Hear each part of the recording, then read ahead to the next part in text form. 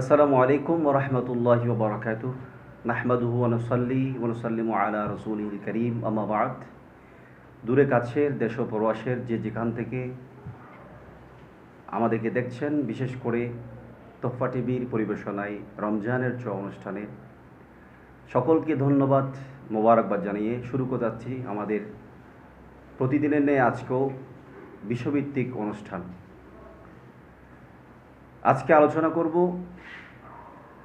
মাহে রমজানুল মোবারকের আমরা যে পবিত্র তারাবিহর নামাজ আমরা আদায় করি, সে তারাবির নামাজ নিয়ে আমরা আজকে বিশেষ করে সে তারাবি নামাজ বর্তমান সময়ে আহলে হাদিসের যে ফিতনা চারিদিকে ছড়িয়ে গিয়েছে, তাদের সেই চক্রান্ত, বিশেষ করে নামাজকে কিভাবে খাটো করা যায়, তারা সেই চক্রান্তের মধ্যে লিপ্ত আছে। এরা মাহে রমজান মোবারকের এই রসুল করিম সাল্লাল্লাহু আলাইহি ওয়াসাল্লামের যে যুগ থেকে যে নামাজ তারাবির নামাজ 20 রাকাত আমরা আদায় করে আসছি, বর্তমানে এই ফিতনার বেড়াজালে পড়ে অনেক সরল মনা মুসলমানেরা তাদের সেই বিভ্রান্তির বেড়াজালে পড়ে 20 রাকাতের সেই নামাজকে 8 রাকাত বলে তারা মানুষের কাছে ধোঁকাবাজির মধ্যে বিভ্রান্ত চালিয়ে দিচ্ছে। তা আজকে আমরা এই পবিত্র তারাবির নামাজ 20 রাকাত নাকি 8 রাকাত, সেই বিষয়ে আলোচনা পেশ করার জন্য আমাদের স্টুডিওতে উপস্থিত হয়েছেন বিশেষ করে সরকারি আশিকানা আউলিয়া ডিগ্রি কলেজের সম্মানিত ইসলামিক স্টাডিজ বিভাগের প্রভাষক, মুজাহিদে মিল্লাত, বিশিষ্ট লেখক গবেষক হযরতুল হাজ আল্লামা ডক্টর মাওলানা আনোয়ার হোসেন সাহেব। আসসালামু আলাইকুম ওয়া রাহমাতুল্লাহ। আমি মোহতারাম আলোচককে ধন্যবাদ, মোবারকবাদ জানাচ্ছি আমাদের সাথে যুক্ত হওয়ার জন্য। সম্মানিত দর্শক শ্রোতা, আমরা আজকে আমাদের সম্মানিত আলোচকের কাছে পবিত্র মাহে রমজান উপলক্ষে যে আমরা আল্লাহর ইবাদতের বন্দেগীর নৈকট্য হাসিল করার লক্ষ্যে রসুল করিম সাল্লাল্লাহু আলাইহি ওয়াসাল্লামের পক্ষ থেকে শুরু করে এ পর্যন্ত আমরা যে তারাবির নামাজ পড়ে আসছি 20 রাকাত তারাবি, বর্তমানে এই সময়ে ফিতনার বেড়াজালে আলে হাদিসদের যে চক্রান্ত, সে বিষয়ে তারা যে 20 রাকাত নামাজকে 8 রাকাত নামাজ বলে বিভ্রান্ত চলাচ্ছে, আপনি সেই বিষয়ে কোরআন সুন্নাহর আলোকে আমাদেরকে যদি বলতেন। ধন্যবাদ যে আপনি চমৎকার একটি বিষয় উপস্থাপন করেছেন। আপনাকে এবং আপনার মাধ্যমে তোহফা টিভি কর্তৃপক্ষকে আন্তরিক মোবারকবাদ। সুপ্রিয় দর্শক শ্রোতা, আমাদের মোহতারাম সঞ্চালক মহোদয় একটি সময়োপযোগী বিষয় উপস্থাপন করেছেন। আসলে আপনারা লক্ষ্য করবেন, রসুল করিম সাল্লাল্লাহু আলাইহি ওয়াসাল্লামের যুগ থেকে এ পর্যন্ত আমাদের সাহাবায়ে কিরাম, তাবিঈন, তবে তাবিঈন, আইম্মে মুজতাহিদিন, সালফে সালিহিন, আমাদের বুজুর্গানে দিন, বিশেষ করে আমাদের 4 মাযহাবের ইমাম কী পদ্ধতি অবলম্বন করেছেন। আমরা কিন্তু মাঝখানে এসে সে যুগ থেকেও ওরা ছিল, এক এক সময় এক একটা বিষয় নিয়ে ইসলামের মধ্যে ফিতনা করবার জন্য অপপ্রয়াস চালিয়েছে। ঠিক তদ্রূপভাবে যাদের কথা আপনি বললেন আহলে হাদিস, তারা এখন তারাবির নামাজ নিয়ে আমাদের দেশে একটি নতুন করে ফিতনা শুরু করেছে। আগে আমাদের দেশে এমনটি সুযোগ করতে পারেনি, তারা কিন্তু ছিল, তারা নামে বেনামে বিশ্বময় ছিল, আমাদের এখানেও ছিল, কিন্তু সুবিধা করতে পারেনি। ইতিমধ্যে আপনি লক্ষ্য করেছেন তারা আমাদের এখানে বিশেষ করে শিক্ষিত সমাজের কাছে বিভিন্ন হাদিস গ্রন্থের উপমা দিয়ে আমাদেরকে যথেষ্ট বিভ্রান্ত এবং বিভ্রান্তিকর একটি পরিস্থিতিতে ফেলে দিয়েছে। তার জন্য এখান থেকে উত্তরণের জন্য আজকে সেই সমসাময়িক বিষয়টি আনবার জন্য আপনাকে ধন্যবাদ জানাচ্ছি। আসলে দেখুন, রসুল করিম সাল্লাল্লাহু আলাইহি ওয়াসাল্লামের পরে বিশেষ করে ফারুক আজম রাদিয়াল্লাহু তাআলা আনহুর আমলে তারাবির নামাজ কয় রাকাত হবে সে ব্যাপারে আমাদের সাহাবায়ে কিরামের মধ্যে ইজমা হয়ে গেছে। একটি কথা মনে রাখবেন, আপনার মাধ্যমে আমি দর্শক জানাতে চাই, যখন কোনো একটা শরঈ বিষয়ে সাহাবায়ে কিরামের ইজমা হয়, তখন সেটা হাদিসে মুতাওয়াতিরের হুকুম রাখে। ওটার উপরে ঈমান আনা, ওটার উপরে বিশ্বাস রাখা সমস্ত মুসলমানদের উপরে তখন ওয়াজিব। ওখান থেকে সরে আসলে কিন্তু এটা কুফরির নামান্তর, শরীয়তের ফাইসালা, কারণ সাহাবায়ে কিরামের ইজমা হয়ে গেছে। সেক্ষেত্রে আপনি লক্ষ্য করবেন যে ফারুক আজম রাদিয়াল্লাহু তাআলা আনহু একদিন মসজিদে গেলেন, রমজান মাসে রাতের বেলায় তিনি মসজিদে গেলেন। তখন মসজিদে গিয়ে দেখলেন সাহাবায়ে কিরাম বিচ্ছিন্নভাবে নামাজ পড়তেছেন, কেউ এখানে, কেউ ওখানে, কেউ জামাতে, কেউ একাকী। তখন তিনি বললেন, কী ব্যাপার, তোমরা তারাবির নামাজ এভাবে পড়ছো কেন? কেউ একাকী পড়ছো, কেউ জামাতে পড়ছো, কে কীভাবে পড়ছো? তখন ইনি চিন্তা করলেন, এই প্রক্রিয়ায় যদি নামাজ চলতে থাকে, এক সময় দেখা যাবে যে যুগের সময়ের সময় যখন গড়িয়ে যাবে, যখন শত বছর পার হবে, হাজার বছর পার হবে, তখন মানুষের মধ্যে বিভ্রান্তিটা বিশ্বময় ছড়িয়ে পড়বে। তখন ইনি বললেন, না, আমাদের এই বিষয়ে একটা ফয়সালা হওয়া দরকার যে আমরা কীভাবে তারাবির নামাজ পড়ব। তখন তিনি সাহাবায়ে কেরামকে নিয়ে বসলেন, জলিল কদর সাহাবায়ে কেরাম সবাইকে নিয়ে বসে তিনি একটা সিদ্ধান্তে উপনীত হলেন যে কাল থেকে আমরা সকলে মিলে হযরত উবাই ইবনে কাবের পিছনে কি পড়ব, নামাজ পড়ব, তারাবির নামাজ। উনি ইমাম, উনি কিন্তু সেদিনে একটি গ্রুপের ইমামতি করছিলেন। তখন উনি দেখে বললেন যে আমরা সবাই, তোমরা কালকে এসো, যে আমাদেরকে উবাই ইবনে কাব রাদিয়াল্লাহু তাআলা আনহু নামাজ পড়াবেন, তবে ইনার পিছনে আমরা নামাজ পড়ব 20 রাকাত। এটার উপর একমত হয়ে গেল। সেদিন থেকে কিন্তু এটা চলছে। ইনি যখন 20 রাকাত করলেন, এটা যদি বেদাত হতো তো ওসমান গনি জিরনের সেটাকে বন্ধ করে দিতেন, আলী কারামাল্লাহু ওয়াজহু বন্ধ করে দিতেন। দেখুন, ইনি হযরতে আলী কারামাল্লাহু ওয়াজহু, ওসমান গনি নুরাইন, এর পরবর্তী আমাদের তাবিন, তবে তাবিন, বিশেষ করে ইমামে আজম আবু হানিফা রাহমাতুল্লাহি আলাইহি, ইনারা সকলেই কিন্তু সেটার উপরে ঐক্যমত্য পোষণ করে সেই ধারাবাহিকতা অব্যাহত রেখেছেন। আর ফারুক আজম পরের দিন যখন সে জামাত কায়েম হলো উবাই বিন কাব রাদিয়াল্লাহু তাআলার নেতৃত্বে, তখন ইনি বললেন, নিয়ামাল বেদা হাযি, জি কি সুন্দর বেদাত না প্রচলন হলো। অর্থাৎ কত সুন্দর নামাজ যে সাহাবায়ে কেরাম পড়ছেন মসজিদ নবী শরীফে, যে ইনি ইমামতি করছেন আর সকলে ওনার পিছনে 20 রাকাত নামাজ পড়ছেন। এত সুন্দর এই বেদা, এত সুন্দর নতুন আবিষ্কার, এর চেয়ে আর কি হতে পারে। তখন এই একটা বিষয় যে ফারুক আজম রাদিয়াল্লাহু তাআলা এই বিষয় থেকে আমরা মূলত যে বেদাত, যারা আমরা সবকিছুকে আমরা একেবারে ঘন দোলায় বেদাত বলে, আমরা তো এখন একটা গোষ্ঠী, জি আপনি ভালো কথা মনে করেছেন, একটা গোষ্ঠী কিন্তু একটা পর্যায়ে গিয়ে রাতে মনে হয় আমরা জিকির করতে করতে ঘুমাই, যে কোনটা শিরক কোনটা বেদাত, কোনটা শিরক কোনটা বেদাত, যেটা শিরক ওটা বেদাত। আমরা কিন্তু এখানে একটি কথা বলতে চাই যে দেখেন, বেদাত ছাড়া তো আমরা চলতে পারবো না। আমি নিজে যে আমার মা থেকে জন্মগ্রহণ করেছি, এটাও তো আমি আগে ছিলাম না, এটাও তো আমি নতুন এসেছি। এর জন্য কি আমি আসাটাও কি বেদাত হয়ে গেল? এরকম পৃথিবীতে নতুন আবিষ্কার থাকবে, মানবতার কল্যাণে এরকম বিজ্ঞানসম্মত আবিষ্কারগুলো কিন্তু সবসময় আমাদেরকে কিন্তু শ্রদ্ধা করতে হবে এবং সেগুলোকে আমাদেরকে। এই জন্য আমি আপনার সাথে একটা কথা কোট করতে চাই যে আমরা আহলে সুন্নাহ ওয়াল জামাত, এই জন্য যে আমরা আহলে সুন্নাহ ওয়াল জামাতের যারা অনুসারী, তারা এমন বেদাত করি যে বেদাতের মধ্যে জাতির কল্যাণ আছে, সওয়াব আছে, এবং যে বেদাত করলে এটা এমন বেদাত, বেদাতে হাসানা, যে এমন বেদাত আমরাই করি যে বেদাতের মধ্যে আমরা সওয়াব আশা করতে। জি জি, যেমন দেখুন আপনি হযরতে ফারুক আজম রাদিয়াল্লাহু তাআলা যদি সেদিন সে কাজটি না করতেন, এই তারাবির নামাজ নিয়ে কিন্তু আমরা দলে দলে উপদলে বিভক্ত হয়ে যেতাম, বিশ্বময় নানা ফিতনা ছড়িয়ে পড়তো। কিন্তু সেদিন তিনি আমাদের প্রতি এক আজিমুসান ইহসান করেছেন। ইনি উবাই বিন কাব রাদিয়াল্লাহু তাআলার নেতৃত্বে ইমামতিতে নামাজ 20 রাকাত চালু করে দিয়ে আমাদের ভিতরে এক মসজিদে একাধিক প্রক্রিয়ায় নামাজ পড়বার সেই ফিতনা বন্ধ করে দিলেন। এজন্য হযরতে ফারুক আজম রাদিয়াল্লাহু তাআলার কাছে জাতির ঋণী, অর্থাৎ ইনি এটা এজমাই উম্মত হয়ে গেছে, ইনার এই এজমা থেকে সরে আসবার কোনো সুযোগ নেই। এটা কিন্তু হাদিসে মুতাওয়াতির হুকুম রাখে, আমি আগেই বলেছিলাম, সেটা কিন্তু অস্বীকার করা হচ্ছে শরীয়তে কুফরি। আর রাসূল সাল্লাল্লাহু আলাইহি ওয়াসাল্লামের যে হাদিস আছে, আলাইকুম বিসুন্নতি ওয়া সুন্নাতুল খুলাফায়ে রাশিদিন মাহদিয়্যিন, জি জি জি, যে রাসূলের শুধু সুন্নাহ না, সাহাবায়ে কেরাম যে সুন্নাহ আদর্শ রূপে এটা আমাদের উপর ওয়াজিব। জি জি জি, আবার তো আসহাবিকান নুজুম কুল্লুহুম উদুল, ইনাদের সম্পর্কে এসেছেন, ইনারা যদি কুল্লুহুম উদুল, তো ইনাদের প্রতিটি কাজ হবে ন্যায়পরায়ণতার মাপকাঠি। অবশ্যই এটা আরেকটা যে হাদিসের মধ্যে আছে, আসহাবিকান নুজুম বিআইহিম ইক্তাদাইতু, জি জি জি, যে রাসূলের পাকের সমস্ত সাহাবায়ে কেরামের আকাশে এক একটা নক্ষত্র, জি জি, এদের একজনের অনুসরণের মাধ্যমে আমাদের হেদায়েতের একটা বাণী চলে আসে। আপনি তো একটা অনেক, এটা একটু জটিল বিষয়, অনেক লম্বা বিষয়, আমি সংক্ষেপে টেনে আনবার জন্য চেষ্টা করব, যেহেতু আমাদের সময়সূচি থাকবে কম। দেখেন, এখানে তারা সবসময় বুখারী শরীফের রেফারেন্স দেয়, যারা 20 রাকাতকে 8 রাকাত করতে চায়। দেখুন, এখানে কিন্তু একটা বড় বর্ণ সূরা, ওরা সবসময় হাদিসের মতন, হাদিসের সনদ এগুলো তো চুরি করে আসছেই, হাদিসের ভাবার্থও চুরি করা শুরু করেছে। কিন্তু তারা বুখারী শরীফের যে রেফারেন্স দিয়ে যে হাদিসটির কথা বলে, সেই হাদিসের ভাবার্থ তারা চুরি করেছে। যেমন ওখানে রাসূল করিম সাল্লাল্লাহু আলাইহি ওয়াসাল্লাম যে হাদিসটি আমাদের তারা 8 রাকাতের পক্ষে দলিল দিচ্ছে, আমি সেটার দিকে আপনাকে প্রথম নিয়ে যাব। যে এখানে এটা কিন্তু সালাতুত তারাবির বাবে হাদিসটা আসে নাই, হাদিসটা এসেছে বুখারী শরীফে বাবুল কিয়ামুল লাইল, অর্থাৎ রাত্রিকালীন সময়ে কিয়ামুল লাইল আমরা যেটা করি, অর্থাৎ তাহাজ্জুদের নামাজকে আমরা কিয়ামুল লাইল, অর্থাৎ রাত জেগে আল্লাহর ইবাদত করার শামিল। এটা কিন্তু রমজানে সারা বছর চলবে। দেখেন কোথাকার হাদিস কোথায় এসে জুড়ে দিচ্ছে, কিন্তু আমাদের জাতি তো সেটা বুঝতে পারবে না, কারণ হাদিস সম্পর্কে আমাদের শিক্ষিত সমাজ কিন্তু গবেষণা করছে না, কারণ ইনারা তো স্কুল কলেজে পড়ুয়া ছেলে, ইনারা অনুবাদ দেখে কথা বলছেন, হ্যাঁ 8 রাকাতের হাদিস তো আছে, কিন্তু আপনি দেখবেন এই যে 8 রাকাতের হাদিসটা কিন্তু কোন ক্ষেত্রে, এবং বাব তো কিন্তু সালাতুত তারাবির বাবে আসে নাই, এটা কিয়ামুল লাইলে এসেছে। ওখান থেকে হাদিস এটা টেনে নিয়ে প্রথমে হচ্ছে বাবের ক্ষেত্রে ওরা চোরামি করেছে, আমাদের বিভ্রান্তিতে ফেলে দিয়েছে।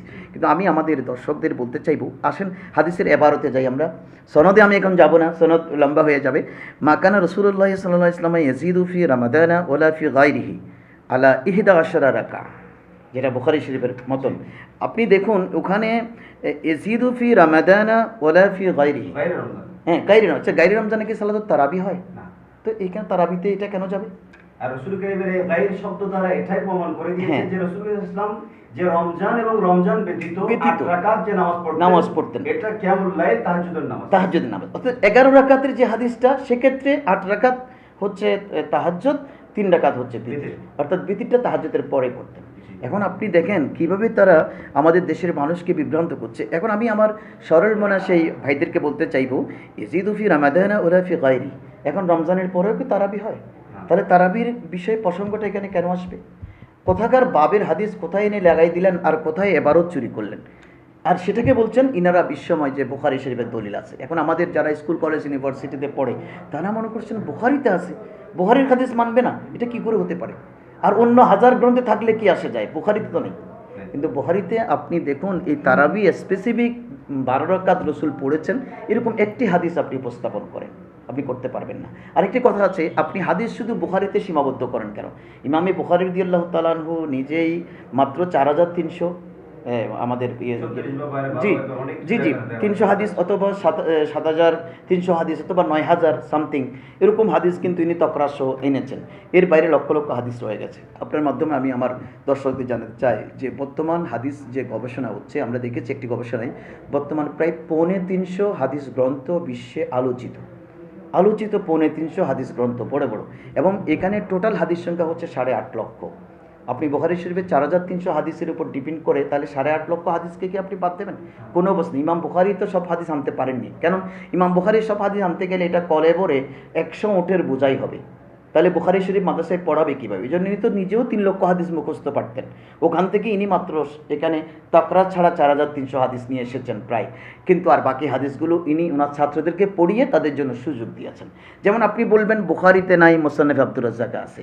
মুসান্নাফে আব্দুর রাজ্জাকে তো হাদিস সংখ্যা 40,000 প্রায় মুওয়াত্তা ইমাম মালিক আছে। আচ্ছা, মুসনাদ ইমাম আহমদের হাদিস সংখ্যা হচ্ছে 25,000। আর মুসান্নাফে আব্দুর রাজ্জাকের মালিক তো ইমামে বুখারীর দাদা উস্তাদ। আপনি কিন্তু ইনাদেরকে অস্বীকার করছেন, তাহলে আপনি হাদিস কিভাবে অস্বীকার করলেন? আর আমাদের পক্ষে আমরা যারা 20 রাকাত নামাজ পড়ছি, আমাদের পক্ষে মোস্ট টোটাল 21টা হাদিসের দলিল পাওয়া যায়। 21টা হাদিস যে দলিল পাওয়া যায় যে ইনাদের যুগে হযরতে ফারুক আজম রাদিয়াল্লাহু তাআলা আনহু 20 রাকাত তারাবি পড়েছেন। এ পক্ষে আমরা জলিল কদর মুহাদ্দিসিনদের বর্ণিত হাদিস মোট 21টি আমরা দলিল পাই। একটি হাদিস আমি সেখানে আপনার সামনে পেশ করব, তারপরে ইনশাআল্লাহ কোন কোন কিতাবে আছে তার 2-4টি রেফারেন্সও আপনাকে দেব, যাতে করে আমাদের ভাইগুলো বিভ্রান্ত না হয়, ইনারা সুযোগ মতে সেই কিতাবগুলো রেফারেন্স ঘাটাঘাটি করে ইনাদের দলিল খুঁজে নিতে পারে।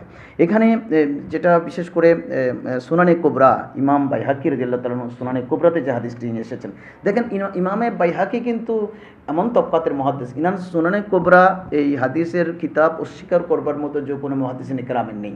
কিন্তু আপনি বুখারীর কথা বলেন, সিহাজিত্তার তবকাতে না থাকলেও কিন্তু সর্বজন বিদিত সকল মুহাদ্দিসিন ইকরাম স্বীকৃত ইমাম বাইহাকিকে মেনে নিয়েছেন। ইনি বলতেছেন আন সাইব ইবনে ইয়াজিদ রাদিয়াল্লাহু তাআলা আনহু ক্বালা কানু ইয়াকুমুনা আলা হাদি উমর ইবনে খাত্তাব রাদিয়াল্লাহু তাআলা আনহু শাহরি রামাদানা বি20 রাকাহ। আমরা হযরতে ফারুক আজমের আমলে 20 রাকাত তারাবির নামাজ পড়তাম, সেটার উপরে এজমাই উম্মত হয়ে গেছে, এটার উপরে এজমাই সাহাবী হয়ে গেছে। বিশেষ করে 21টা গ্রন্থে সেই হাদিসটা একযোগে বর্ণিত হয়েছে। আমি ওখান থেকে 2-3টি হাদিসের কিতাব আপনার সামনে পেশ করব, সময় যেহেতু আমাদের কম। মুসনাদে ইবনে জাদ হাদিস নম্বর হচ্ছে 2825, ইমাম ফিরিয়াবি কিতাবুস সিয়াম হাদিস নম্বর হচ্ছে 176, ইমাম বাইহাকি মারিফাতুস সুনান ওয়াল আসার হাদিস নম্বর হচ্ছে 1365, তারপরে মুসান্নিফ আব্দুর রাজ্জাক 4th খণ্ড হাদিস নম্বর হচ্ছে 7733, মুসান্নিফ আব্দুর রাজ্জাক এই হাদিসটি আবারও এসেছেন 7730 নম্বর হাদিসে। মুসান্নিফে আবি সাইবা, যেটা মুসান্নিফ বলতে আপনি যা বুঝাচ্ছেন, জি সাইবা, ওই গ্রন্থ হাদিসটি এসেছে, ওটার 286 পৃষ্ঠাতে আপনি হাদিসটি পাবেন। এভাবে মোট 21টি হাদিস গ্রন্থে এই হাদিসটি বর্ণিত হয়েছে, এটা সর্বজন গ্রহণযোগ্য। এরপরে এখন যদি তারপরও যদি বিভ্রান্ত থেকে যায়, আমাদের ভাইগুলো ওই তাহাজ্জুদের রেফারেন্সটা এনে আমাদের তারাবিতে ঢুকিয়ে দিয়ে মানুষের মধ্যে এমন বিভ্রান্তি ছড়িয়ে দিলেন, ভাইগুলো সবসময় বলছে। আরেকটা বিষয় কি, এখন অনেকে সেই সুযোগটা নিতে চাচ্ছে। আমাদের স্কুল কলেজ পড়ুয়া ছেলেরা বলতেছে 8-এ যদি পার পাই 20 পড়ার দরকার কি? কিন্তু 20 কেন হলো? তারাবির নামাজ 20 রাকাত কেন করলেন? ওটার একটা হিকমত আছে। কিন্তু 8 তো তাহাজ্জুদ আছে। মাইশা সিদ্দিকা রাদিয়াল্লাহু তাআলা আনহা থেকেও হাদিস রিওয়ায়াত আছে, মাইশা বলেছেন আমি রাসূলকে দেখেছি রমজানে 11 রাকাত নামাজ পড়তে। 11 রাকাত মধ্যে তিনি রমজান শরীফ সহ এবং গায়রে রমজানও দেখেছি 8 রাকাত তাহাজ্জুদ 3 রাকাত বিতির পড়তেন। এভাবে আমরা মাইশা থেকে, যিনি রাসূলকে ব্যক্তিগতভাবে সবচেয়ে বেশি দেখেছেন এবং কাছে ইবাদত, ব্যক্তিগত লাইফ, আপনি দেখেন ওনার ব্যক্তিগত চালচলন, বিবিদের সাথে আচরণ, সেই সংক্রান্ত হাদিস মাইশা থেকে বেশি বর্ণিত হয়েছে। সুতরাং রসুল কীভাবে তারাবি পড়তেন এটা মাইশার চেয়ে বেশি জানবার কথা না। তো ইনি তো বলেছেন যে তাহাজ্জুদ তিনি 8 রাকাত, বিতির 3 রাকাত পড়তেন, কিন্তু আপনি সেটাকে এখন অস্বীকার করছেন। তো আমাদের দেশের ভাইগুলো চিন্তা করছে যে আমরা 8-এ সুযোগ পেলে 20-এ যাব কেন? সবাই তো এখন তড়িগড়ি করছে 8 রাকাত পড়েই আমরা মসজিদ থেকে 4G গতিতে আমরা চলে যাব। না, আমরা সেটা বলতে চাই না। দেখেন তারাবিটা 20-এ কেন ঠেকলো গিয়ে, এটার একটা হেকমত আছে। হেকমতটা হচ্ছে যে আপনি দেখুন আমরা দৈনন্দিন বিতির এবং ফরজ নামাজ 5 ওয়াক্তে মোট 20 রাকাত হয়। 17 রাকাত হচ্ছে ফজরের 2 রাকাত ফরজ, তারপরে জোহরে 4 রাকাত ফরজ, আসরে 4 রাকাত ফরজ, মাগরিব 3 রাকাত ফরজ, এর সাথে 4 রাকাত ফরজ, 3 রাকাত বিতির, টোটাল হচ্ছে 20। অর্থাৎ সারা দিনে আমরা সূর্য উদয় থেকে এশা পর্যন্ত আমরা 20 রাকাত ফরজ এবং ওয়াজিব পড়ি। আর রমজান আল্লাহ রাসূল বললেন তার সমপরিমাণ নামাজ তোমাদের জন্য আমি 20 রাকাত তারাবি দিয়ে দিলাম, যেটা আমরা কিয়ামুল লাইল করব, রমজান জেগে আমরা আদায় করব এবং সেটার মাধ্যমে আমরা অফুরন্ত ফজিলত পাবো। সেই হেকমত গিয়ে ওখানে দাঁড়িয়েছে। মূলত ইসলামের প্রতিটি ইবাদতের পিছনে একটা হেকমত আছে। ফজর কেন 4 রাকাত, জোহর কেন 12 রাকাত, আজান কি আছে, মোস্তাহাব কি আছে, সুন্নত কি আছে, রসুল কি দিলেন, সবগুলির পিছনে একটা বিশাল হেকমত কাজ করে। আমি যদি সেই সিরে প্রবেশ করতে না পারি তাহলে কিন্তু আপনি ইবাদত করে কোনো মজা পাবেন না। আমি তো 8 রাকাত নিচক পড়ে দৌড় দিলাম, ওটার জন্য দেয়নি। যেটা হচ্ছে ওই 20 রাকাত ফরজ ওয়াজিবের বিপরীতে রাতের বেলায় আমাকে তার সমপরিমাণ ইবাদতের সুযোগ করে দিলেন, যেটা করে তুমি চলে যাও, সারাদিনে যা হয়েছে সেটার সমপরিমাণ সওয়াব তো তুমি পাবাই, বরঞ্চ রমজানে একটি নফল ইবাদত ওই তখনকার ফরজ ইবাদতের সমান সেই ফজিলত তুমি পেয়ে যাবে। আমার যদি ওখানে ভুল ত্রুটি হয় সেটাও কিন্তু ক্ষমাযোগ্য হয়ে যাবে এই তারাবির মাধ্যমে। কিন্তু আজকে এই বিভ্রান্তির আর সুযোগ নেই। সেজন্য আমি আমার সমমনা, বিশেষ করে মাদ্রাসার ছাত্ররা তো বুঝে না বুঝে তারা কিন্তু বিরোধিতা করবে না, স্কুল, কলেজ, ইউনিভার্সিটি বা আমার সাধারণ ভাইদেরকে আমি বলবো যে আপনারা সুন্নি উলামা ইকরাম নসিহতের মাধ্যমে আপনাদেরকে যা পেশ করে ওটার উপর থাকুন, এটাই আমাদের জন্য শেষ ভরসা হবে। এই অবস্থায় দলাদলি, বিভ্রান্তি, আমাদের ইমাম আবু হানিফা ভুল করেছেন, হজরতে গৌসে আজম দস্তগীর ভুল করেছেন, হজরতে খাওয়াজা গরিব নামাজ ভুল করেছেন, গৌসে আজম মেজবান্ডারি ভুল করেছেন, বাবা শাহ আমানত ভুল করেছেন। আপনি আমি এমন কি স্কলার হয়ে গেলাম যে ইনারা ভুলেছিলেন আমি শুদ্ধ, কোশ্চিন কালেও না। এই অবস্থা থেকে আমাদেরকে বেরোয় আসতে হবে। আশা করি বেরিয়ে আসবো আমরা। আপনাকে ধন্যবাদ। আমি সম্মানিত বিজ্ঞ আলোচককে আমাদের নির্দিষ্ট বিষয়ের উপর চমৎকার আপনি আলোচনা পেশ করেছেন। আশা করি আমাদের দর্শক শ্রোতা শুনে অত্যন্ত আনন্দিত হয়েছে। আমরা এতক্ষণ পর্যন্ত আলোচনা শুনলেন, এখান থেকে আমরা এই কথাই প্রমাণ পেলাম যে রাসূল করিম সাল্লাল্লাহু আলাইহি ওয়াসাল্লামের যুগ থেকে একেবারে সমস্ত আইমা মুজতাহিদিন পর্যন্ত, সমস্ত সাহাবায়ে কেরাম থেকে শুরু করে রাসূল করিম সাল্লাল্লাহু আলাইহি ওয়াসাল্লাম থেকে শুরু করে এই পর্যন্ত আহলে সুন্নাত ওয়াল জামাতের যারা আকীদামুক্ত যারা অনুসারী আছি, আমরাই একমাত্র রাসূল করিম সাল্লাল্লাহু আলাইহি ওয়াসাল্লামের আদর্শ সাহাবায়ে কেরাম যে ইজমার উপর ছিলেন, আমরা আহলে সুন্নাত ওয়াল জামাতের যারা আছি আমরা সেই ইজমার উপর আছি, সেই তাদের আদর্শের উপর আছি। আমরা পবিত্র এই রমজান মোবারকের যে নামাজ, তারাবির নামাজ আমরা 20 রাকাত আদায় করলে এটা রাসূল করিম সাল্লাল্লাহু আলাইহি ওয়াসাল্লাম এবং সাহাবায়ে কেরামের সেই আদর্শের সাথে আমাদের সাথে মিলে যাবে। আমরা সেভাবে আমাদের আজকের এই আলোচনা থেকে আমরা সেটা বুঝতে পারলাম। আশা করি সকলের কাছে ভালো লেগেছে। ইনশাআল্লাহ এভাবে আমাদের বিষয়ভিত্তিক উলামায়ে কেরামের জবান থেকে আপনারা বর্তমান সময়ে যে আহলে হাদিস যারা, এরা মানুষের ইবাদতকে কাটানোর জন্য, ইবাদত থেকে মানুষকে পিছিয়ে ফেলার জন্য যে ষড়যন্ত্র তারা উঠে পড়ে রেখেছে, আশা করি আজকের এই আলোচনা থেকে আপনারা সেখান থেকে মুক্তি পাওয়ার একটা উত্তম মাধ্যম হয়েছে। সম্মানিত দর্শকরা, সকলকে আমাদের সাথে থাকার জন্য ধন্যবাদ জানিয়ে ইনশাআল্লাহ আবারও আমাদের তুবা টিভির পরিবেশনায় রমজানের অনুষ্ঠানের সাথে থাকার অনুরোধ জানিয়ে আজকের মতো এখানে ইতি টানলাম। ওয়া আলাইনা ইল্লাল বালাগ। ওয়া আসসালামু আলাইকুম ওয়া রাহমাতুল্লাহি ওয়া বারাকাতুহু।